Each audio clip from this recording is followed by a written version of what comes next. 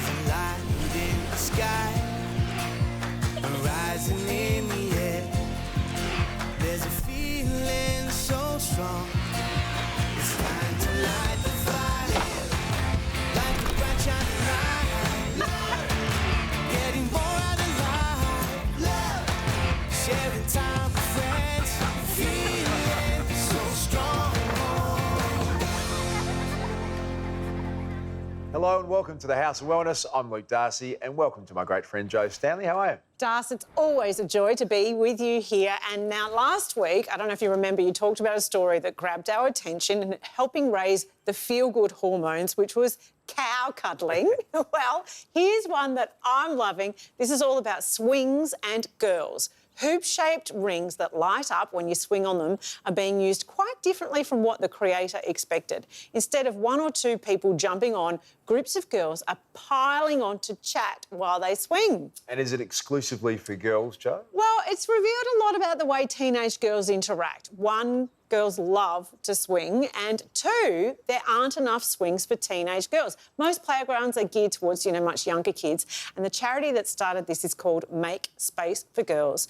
And their research shows that teen girls want cosy hangout spots where they can listen to music, where it's safe, and also where they can swing, play or climb. It's really beautiful. Oh, it's brilliant, isn't it, Jo? When you think about skate parks, even basketball, so it's maybe not perfectly suited to teenage girls. So anything that's going to encourage that interaction. It's a transition time, isn't it, teenage girls? So it sounds like a great buffer for them. Well, hanging with your friends is what most of us take for granted, but there are many lonely people out there who can sometimes go for days and never even talk to another person. It's very sad, and we're going to be talking a bit more about that today. Before that, though, Jo, there's some amazing breakthroughs happening in the treatment of brain tumours. Aussie medicos are accessing cutting-edge technology that uses radiation precisely to target tumours. The revolutionary technology is called the Gamma Knife. Melbourne's Peter MacCallum Cancer Centre has one of Australia's 3 Gamma Knife machines. We paid the Peter Mac a visit to see this incredible treatment in action. Retired nurse Geraldine Milady was unsteady on her feet and suffered a number of falls. She was diagnosed with acoustic neuroma, a non-cancerous tumour growing on the nerve from her inner ear to her brain. The symptoms I first experienced was a loss of balance. And first of all, it was so fleeting, I actually thought I was imagining it. And then over the years, it's just got worse. Approximately, it was 16 times a day that I was losing my balance. The local doctor sent me for a CT scan, which didn't identify the neuroma. So then I was sent for an MRI and it was diagnosed on the MRI. There were not many treatment options for Geraldine. I was terrified of having to have surgery, and I've seen photos of people that have had surgery and the way it has affected their presentation. They look like they've had stroke, some people. But her fears were allayed after a meeting with Dr Claire Phillips at Peter Mac Cancer Hospital in Melbourne. So everybody always says what the Gamma Knife isn't, is it's not a knife. It's a radiation treatment machine, and it's specially designed to treat really quite small targets in the brain. They can be cancers or they can be other problems that are causing pain or seizure disorders or something like that in the patient's head. Tiny beams of radiation are delivered with millimetre accuracy at either one or many tumours at the same time, leaving the healthy brain tissue untouched.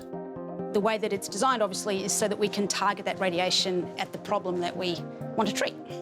The Gamma Knife treatment works exceptionally well for patients with brain cancer, benign tumours or patients with functional disorders like seizures. For the patients who have benign brain tumours, so these are lumps that grow particularly in the base of the skull where it's hard for a surgeon to access, radiation offers an equivalent probability of controlling the tumour, but again with very few side effects. So they don't have to undergo an operation where their brain is open, they don't have to stop driving, they don't have the risks of surgery. And then for patients with functional disorders, so maybe pain or seizure disorders, these conditions can be quite difficult to control.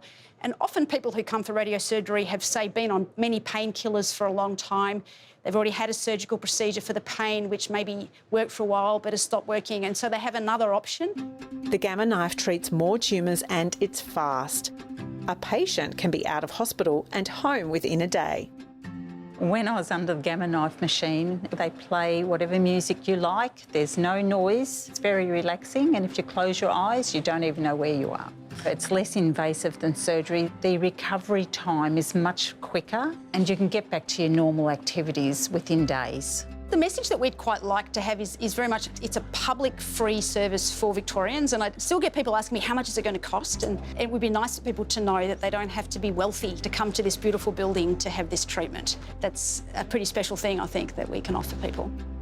Already it's made a huge difference in my life. I just feel more confident too that I can go out and walk. It does feel like a miracle to me. The treatment can be done in just one session, a big bonus for people in regional areas, Joe, who can go home straight afterwards and don't have to organise accommodation and the living costs in the city while they recover. As Claire Phillips said, there's hope it could also be used to treat other neurological conditions like epilepsy and Parkinson's. Up next, an expert talks us through that other lockdown pandemic, loneliness. That's here on the House of Wellness.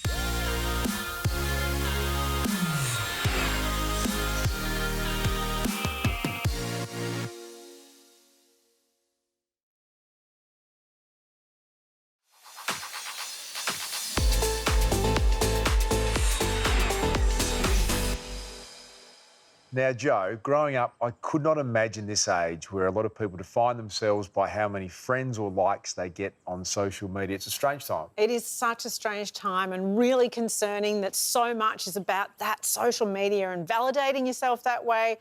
You know, when I was a kid, all I wanted was a Donkey Kong. That's all I wanted. And that was my big dream. And even in our 20s, we didn't have that task. It's a lot of pressure, isn't it, when you think about...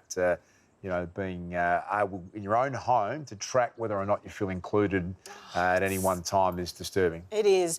In 2018, the Australian Loneliness Report found that 1 in 4 adult Aussies feel lonely at least one day a week, and 30% say they don't belong to a friendship group. And Joe, I can't even imagine what the stats would be in aged care. The recent Royal Commission looked at many of the problems in caring for our elderly, but was loneliness and isolation even addressed in the report? Well, Dr. Barbara Barbosa Neves has actually researched loneliness in aged care, and I'm sure Barbara will have some answers. Barbara, welcome to the House of Wellness. Thank you so much for having me, and thank you to the House of Wellness for talking about this really important issue.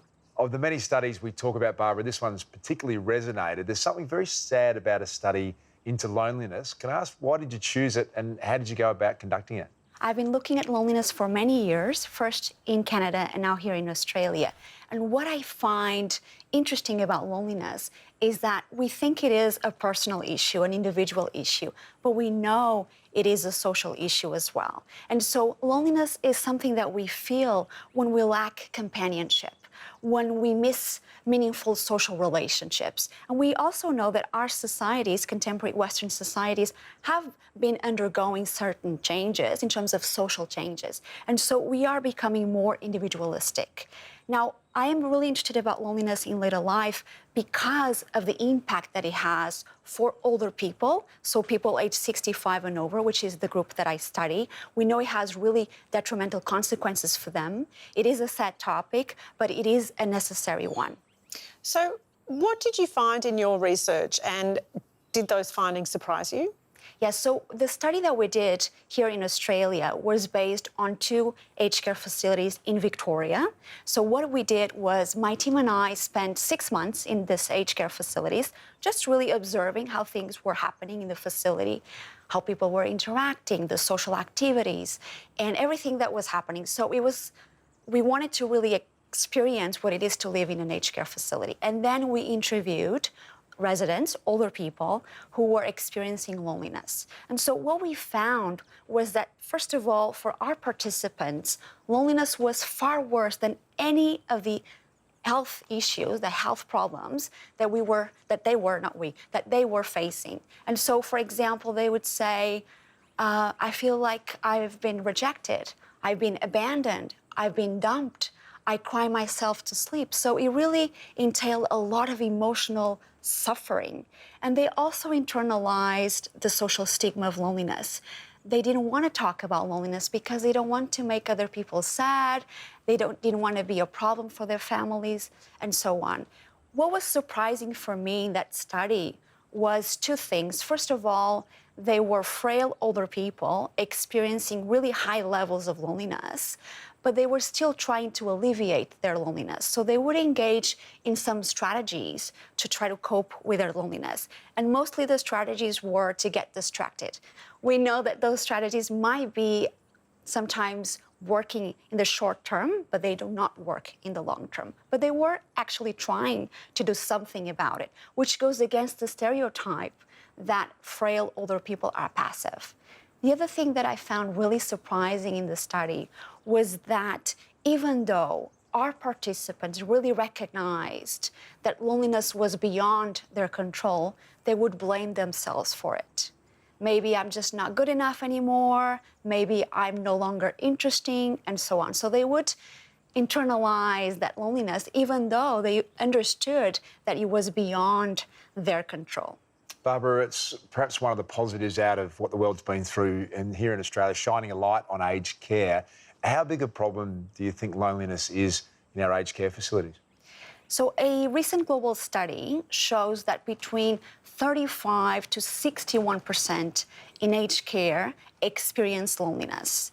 In Australia, we don't have precise figures, but as you were noting, the Royal Commission into Aged Care has shown us that, in fact, loneliness is an important issue in aged care and that residents have been experiencing higher levels of loneliness since the start of the pandemic.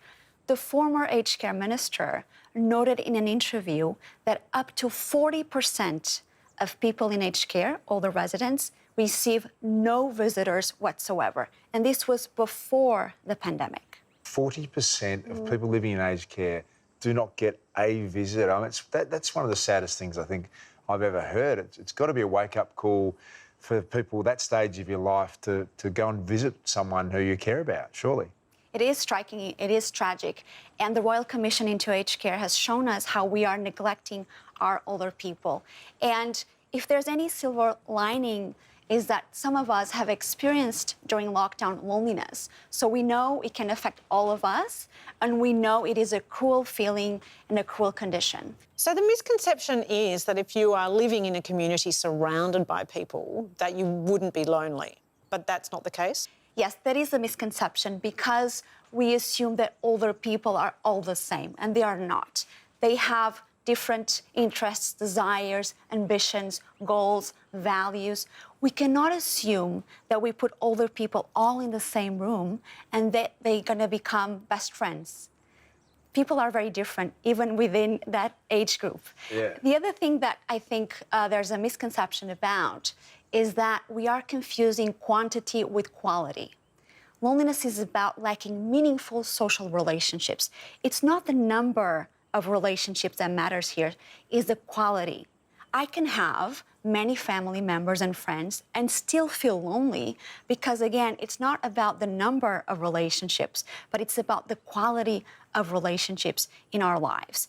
The other thing or the other element about aged care is that due to levels of frailty, older people living in aged care don't have the same opportunities for broader social engagement. And so they tend to focus on existing social ties, family members and friends. And we know that the frequency of contact with family and friends tends to decrease over time for people in aged care. So this is kind of a vicious cycle going on here. Barbara, I read a comment from one of the aged care residents that you work with begging you to stop bingo.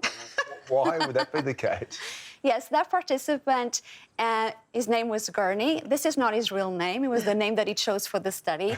Gurney was 90 years old when I interviewed him, and he really vocalized or verbalized what so many aged care facility residents think, that the life in an aged care facility is very standardized. It's always the same thing every single day. It's the same routine, the same social activities.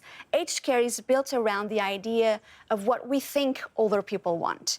And bingo is one of those activities that we think all older people love. Well, Gurney was telling me that, and he was a very funny participant, and he said, well, people think that bingo is sex for older people. But actually, it is not. A lot of older people think that bingo is actually terribly boring. So Gurney was, as I was saying, 90, and he wanted to join a youth club or go roller skating. He did not want to be part of any more bingo nights at the aged care facility. It's just fantastic that we're having a conversation about people, as you say, in their personhood. Why would you assume just because you're a certain age that you all have the same interests? It's as though we kind of stop seeing the person for who they are because they're over a certain age. Yes, and that is because we live in a society obsessed with being and looking young. So we internalize narratives about aging as a problem, as a cost. And so you get to a certain age and you become invisible. And so we have this idea of aging as a biomedical problem, something that we need to solve, something that we need to fix. And this is quite interesting because we are punishing our future selves. We're all going to experience ageism when we get to a certain age. In fact, the WHO, so the World Health Organization, just launched a report this year about ageism, and they say that 1 in 2 people worldwide are ageist. And so again, this idea of not really claiming our aging bodies, our aging selves, is something that we need to talk about as a society, and we have to have a conversation about. Barbara, there's no doubt society's obsessed by youth, and it's inevitable we're all going to get older, so something needs to happen. As a final word, maybe, what's the answer? What's the secret sauce, if you like, to try and solve this problem? I think there's no simple answer. Several things. First of all, we need to understand that aging is normal. It is natural. We are aging every single day, and that it is okay. It means we are alive. Second of all, we need to recognize that aging is an opportunity, not just a challenge or a problem. The third thing that I would say is that we know that ageism is actually detrimental. So those older people who internalize positive beliefs about being old actually live longer and better lives. We know that they are less likely to develop cognitive and physical decline, but also dementia, depression, and so on. So this is not to say that there are not challenges about aging and an aging society, but we also need to recognize the opportunities. Ageism leads to abuse and oppression. We see longer lives as a problem. We need to really change our narrative around that. And I do hope that this conversation that I'm having with you and with your viewers at home is a first step for people to really ask themselves, why don't I want to celebrate my birthday when I get to a certain age?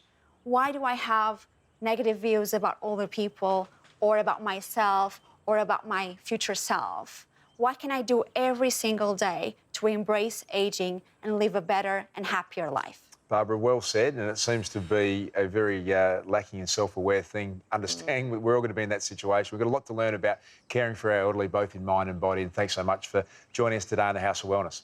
Thank you so much for having me.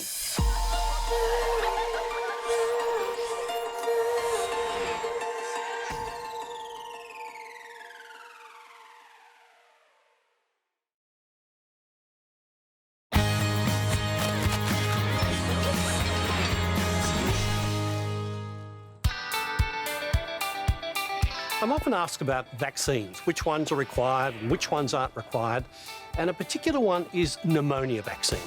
Now, pneumonia vaccine is important for people who have had pneumonia before. These vaccines are usually under the control of the Australian immunisation guidelines. So the thing to do, if you feel you're at risk, have a chat to your doctor.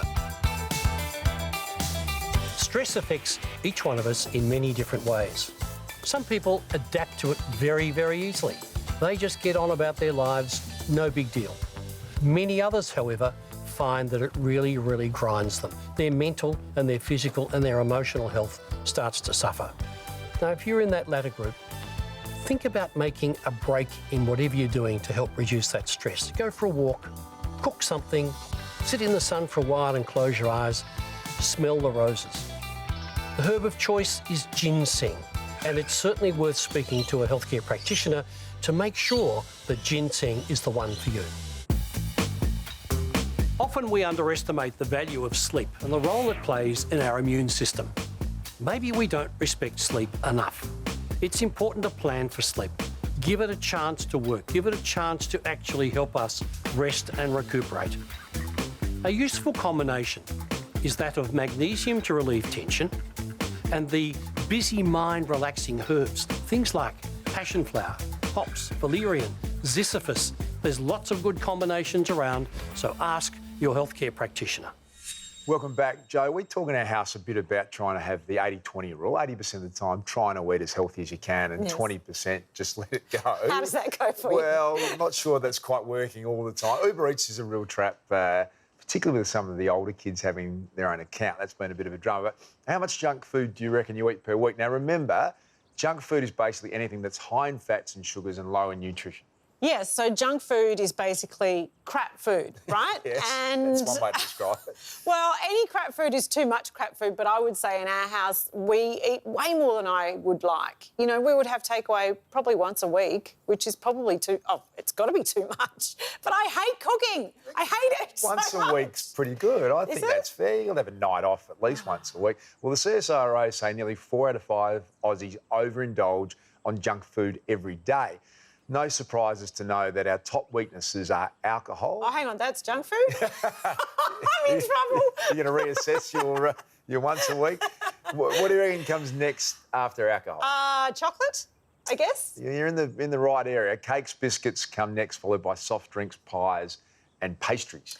Well, our guilty conscience tells us we should cut those things out altogether, but that's just boring and unrealistic, isn't it? So it's never going to happen. And thankfully, the CSIRO agrees. They've developed a nifty online tool which lets you pick and choose your sweet treats and party pies without overdoing it.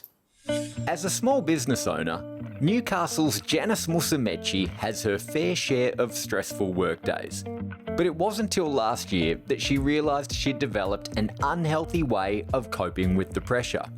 I was a stress eater and COVID didn't help. I was just eating for eating's sake. So constantly eating biscuits, cakes, chocolate, junk food in the pantry. So junk food was giving me instant gratification after a hard day at work, but it really was stealing from my future. Janice is far from the only Australian to overindulge in junk food. Research from the CSIRO reveals that 4 out of 5 Aussies are eating 5 servings of discretionary foods and beverages a day. That's twice the recommended intake. So by definition, discretionary foods and beverages are those that are high in added sugars, saturated fat and salt, and also alcohol. So I think Australians, if we say junk foods, we might think of takeaways and soft drinks. We don't really think about those savoury pies and pasties, biscuits, muesli bars, processed meats, and they're probably the ones that we have and we don't realise, and that's sort of how we get to 5 serves a day. Overconsumption of risk nutrients such as saturated fat, added sugars and salt really increases our risk of chronic diseases such as diabetes and heart disease. And also the energy density of these foods increases our risk of weight gain longer term. Like many people, Adelaide's Cherie Johns didn't realise the impact her junk food habits were having on her body until a recent health scare put things in perspective. I'd had a sore knee and I'd gone to the doctor to see, why it was sore. I knew I was overweight and I was blaming menopause, and the doctor said to me I was bordering on being morbidly obese. I thought I was overweight, not close to being morbidly obese. So, yeah, it was a huge wake-up call for me to have to totally change my lifestyle and my way of eating. To help all Australians take better care of their health, earlier this year, the CSIRO launched a free online tool that analyses users' junk food intake.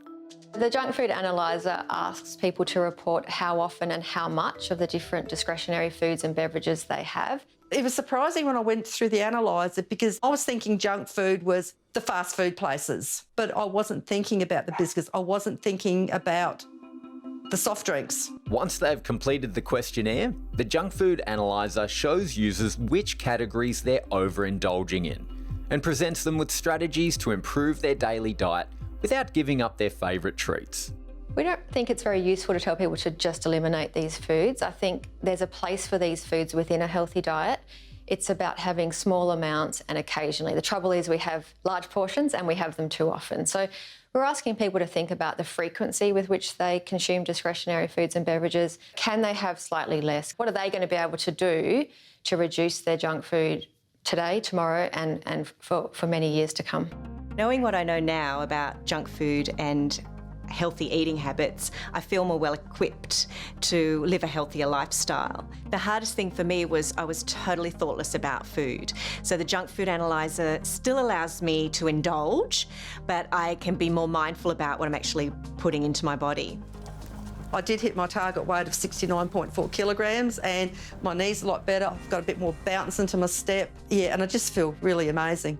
As part of the analyzer, the data that we get, we are going to look at strategies that people are willing to try, and that's what's really going to inform our next step in terms of research. We want to develop programs that really help people to implement strategies that they think are going to work. It's the #1 issue affecting diet quality for all Australians, and so it's really important that we get on top of it.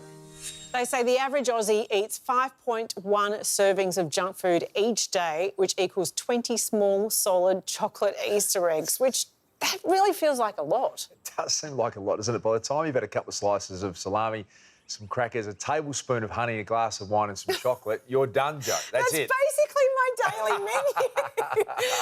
Oh, geez. Well, anyway, the CSIRO tool is great as it allows you to still eat the things that bring you pleasure, and it's all about empowering you with knowledge, isn't it? I think so. That's really important. For Hinsey, seafood is his favourite, and next he's going to pour his cooking might into mussels.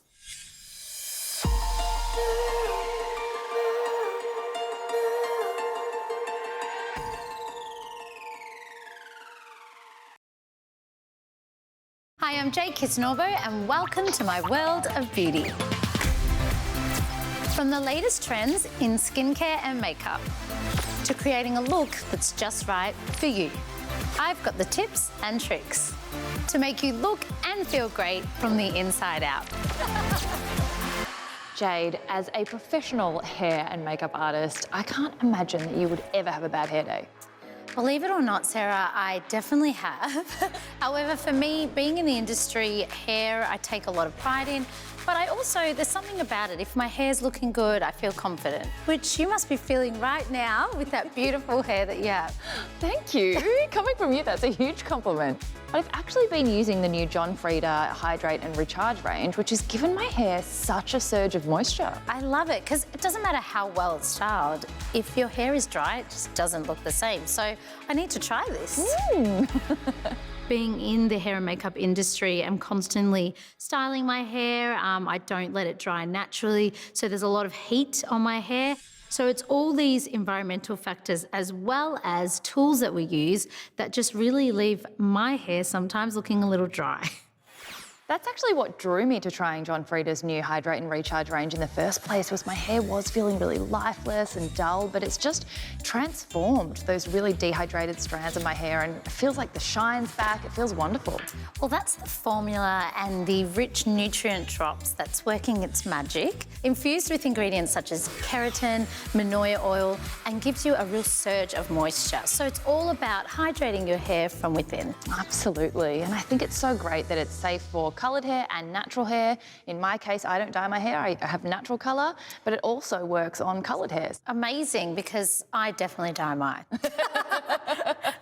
So John Frieda are so excited about the new Hydrate and Recharge range and know how important hair is to your overall beauty, that they're actually giving one lucky winner, along with their best friend, a chance to win an amazing $20,000 Cinderella transformation. Who doesn't want to be Cinderella?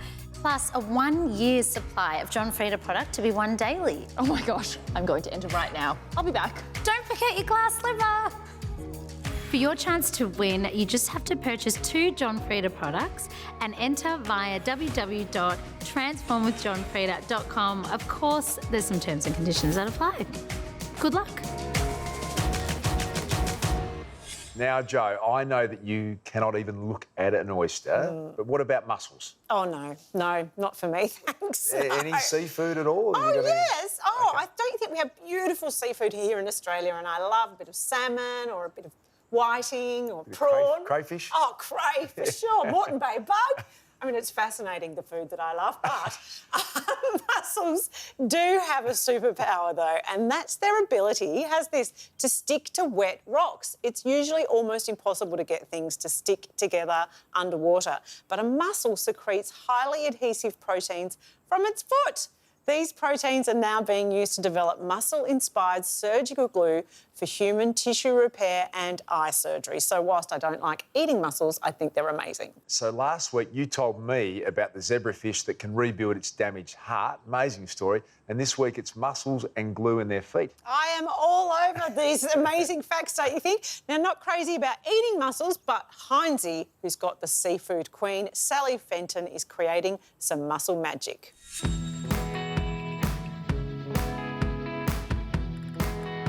Sally, at this time of year, as the weather becomes cooler, there's nothing I love more than a big rustic pot of mussels with crusty bread. But as much as I love them, people are a bit nervous to cook with them. Why is that? I think, once again, with seafood, they just are not familiar with it, but they can come and they can have beards on them, or the hairy bits, I like to call them. So by beard, what are we talking here? So the beard of the mussel is quite often these hairs that stick out of the mussel, and then you'll also get some build-up on the shell. But with a scourer, you can quite easily scrub all those bits off, ready to cook with. So I know with some seafood we use smell as a gauge of freshness. What about mussels? Well, mussels is the same. So you want a mussel to be closed, or if it is open, if with a light tap, it will actually close up again. There it is. There it is, so nice and close. And if it doesn't close, discard it. It's not fresh. So what should we do with them? Keep it simple? Yeah, definitely. Just like most seafood, you don't need to do a lot to it. So what we're going to do today is a nice chilli tomato sauce. We're just going to have some mussels that are cleaned up already. Yep. We're going to bring that sauce to a light simmer and cook the mussels in it, and we'll watch them open. And then we just serve that with some beautiful crunchy bread. Do we wait for all of them to open before it's ready? Yeah, well, most of them will open around the same time because the temperature is steady. If they don't open, we don't eat them. We will put them aside. Let's get into it. Sure. So, Hinsey, what we're going to do is we're going to just douse it with a little bit of olive oil. We're going to cook through some garlic and some chilli, and it's really important that we start cooking that, get some caramelisation happening, and it infuses through the sauce. We'll then add some crushed tomatoes and some passata, and finally the red wine. And then we bring it to a light simmer, and we just give it an occasional stir just to make sure that it's all happening. And then once it's simmering, we simply place the cleaned mussels into the sauce. And we'll pop the lid on, steam it for a little bit, watch those babies open, and take it from there. Alrighty. Here we go. Oh, they're looking good. Do look great. Now, if any haven't opened by now, just discard them. It doesn't get better than that. I'm imagining sitting around with a bunch of friends, big crusty loaf of bread, dipping it in, yum.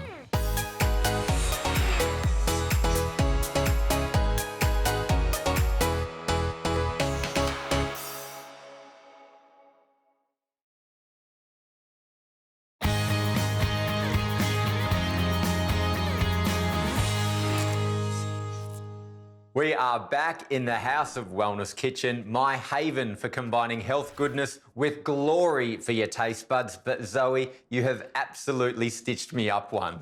Have I done that, Hinsey? Well, we're meant to be talking about vitamin D, but it's one of the hardest to find from a food source. So I figured I'd just spend this time whipping up a ham and cheese toastie. Now, Hinsey, the reason why vitamin D is rarely found in food sources is it's made when our skin is exposed to sunlight. That's why they call it the sunshine vitamin. Now, look, I wouldn't be too dismayed because like all good toasties, I can see that this contains cheese and cheese contains calcium. Now, the thing is, calcium and vitamin D go hand in hand when it comes to bone strength. Well, I don't feel too bad about making my ham and cheese toastie, but don't think that means you're getting some. Hey, all right then. Well, I'll just explain why calcium and vitamin D are so important together. See, calcium is important when it comes to bone strength and bone density, but our body can't produce it. So it's really, really important that we get it from the food that we're eating or supplements. Now, vitamin D assists with our body to effectively absorb and increase the intake of calcium. So even if you have enough calcium, if you have a vitamin D deficiency, it could be going to waste. And the problem is those suffering a vitamin D deficiency often don't know because there's no symptoms. And as we approach the winter months, we're more likely to have a vitamin D deficiency simply because we're not getting sun exposure and we're inside more. And vitamin D also plays a really important role when it comes to our immune system. So often when we need it most, we're simply not getting it. So what do we do, Zoe? Well, Hinsey, thankfully, vitamin D and calcium come in really good quality supplement form and some great online resources for people to calculate if they do have a deficiency. That is great advice, Zoe. You know what? I think you've earned a bite of my sandwich. I said a bite, not like a dinosaur bite. The A to Z of vitamins is brought to you by Australin, Australia's #1 bone health brand. Hinsey and Zoe there with their take on maintaining healthy bones. Another way to keep bones strong, especially as we get older, is to keep up the exercise. And while some of us are into running or going to the gym or working out in some kind of fitness class, it's not for everyone. Here's Sarah Davidson with how to get the heart pumping with something that devotees call body percussion.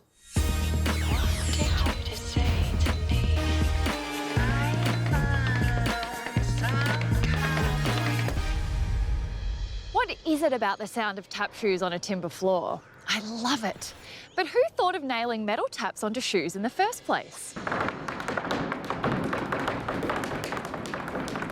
Think tribal lands and storytelling, all wrapped up in rhythm and dance. Add wooden shoes, dance halls and tribal drumming, and you've got the stomping, slapping and steps of tap.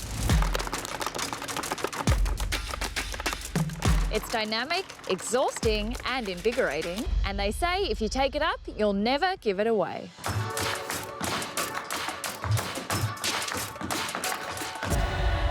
It's like playing a musical instrument with your feet. So, yeah, so you're beating out the tune with your feet. Shuffle, hop. This is where the extra beat comes in. Brush, jump, brush, step, step. All of our classes have like a technique element to them. So that's where we do the teaching and they actually learn the steps. We can break the steps down for them so that they learn them in a sequential way. And then after we've taught kind of technique and steps, we then put them together with music and turn them into routine. Now the triple. And what kind of workout do you get during the class? Is it cardio? Is it strength? Is it a bit of everything? It's definitely cardio, 100% cardio, but there is an element of improved strength, I guess, particularly in your legs because you're on your feet the whole time, obviously. And I think also it's good for balance. Into the triple, shuffle, hop, shuffle, jump, brush, step, step, shuffle, hop, shuffle. What do you get out of each class? Well, for me, it's the head and the heart. The heart is the workout and the love of it.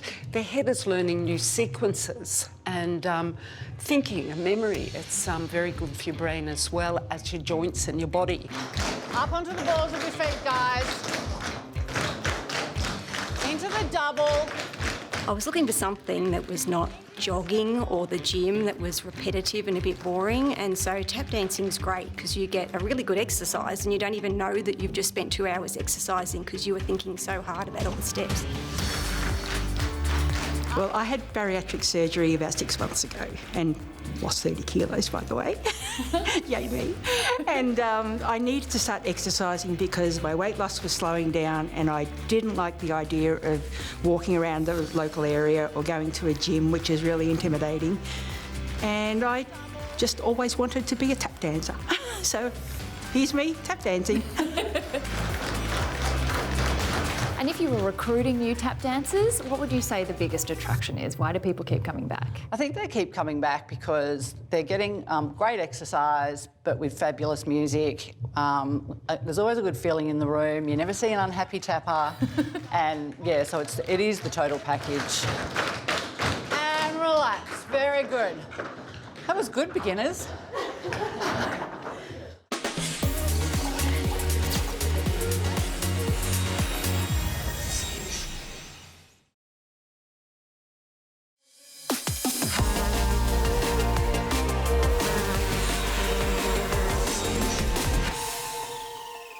Welcome back. Joe, you and I are both big supporters of getting more girls into the STEM fields of science, technology, engineering and maths. Well, gender diversity is critical in every industry, but when it comes to STEM, what's important is that girls at high school and primary school and even university have role models of women doing amazing things, which they are doing. We see them all the time, but we need to see them in leadership roles as well. Well said, Joe. And in the US, there's a young astronaut of the future whose videos are getting girls especially tuned into science. Her name is Alyssa Carson, and she's determined to become the first person to land on Mars. At 16, Alyssa became the youngest person to graduate from the Advanced Space Academy, which trains young people to be astronauts. Her posts are awesome, like this one that answers the question that we all want to know: just how do astronauts go to the toilet? Let's talk about it. How do you go to the bathroom in space? First of all, there are two different systems. One is for number 1, and the second one is for number 2. The system for number 1 is called Mr. Thirsty, and the system for number 2 is called the Target. This tubing system right here is Mr. Thirsty, which is used for number 1. Each astronaut has their own personal cup that they attach to the end to be able to pee in. The vacuum then sucks everything away and sent to a purification system to be reused as water. This is the Target, which is used for number 2, which looks more like a traditional toilet. However, there are straps that kind of go around your thighs to keep you connected to the seat, and the hole is much smaller than the normal hole that we're used to. There's even a camera inside to line yourself up, so astronauts do have to train on this. Everything is then used with a vacuum and sucked away. I gotta say, Daz, I never wanted to go to space before, and now I'm very certain I don't want to go to space. I didn't know that I wanted to know it, but now I'm really glad that I do. Thanks for that, Alyssa. Well, that's it for today. Head to our website to catch up on anything we've covered today, Jo. You can tune into the House of Wellness radio show every Sunday with me and Gerald Quigley, and pick up your copy of the Winter Wellness Mag with Melissa Leong on the cover. And as always, thanks to our great mates at Chemist Warehouse. Until next time, stay safe, be happy and keep well.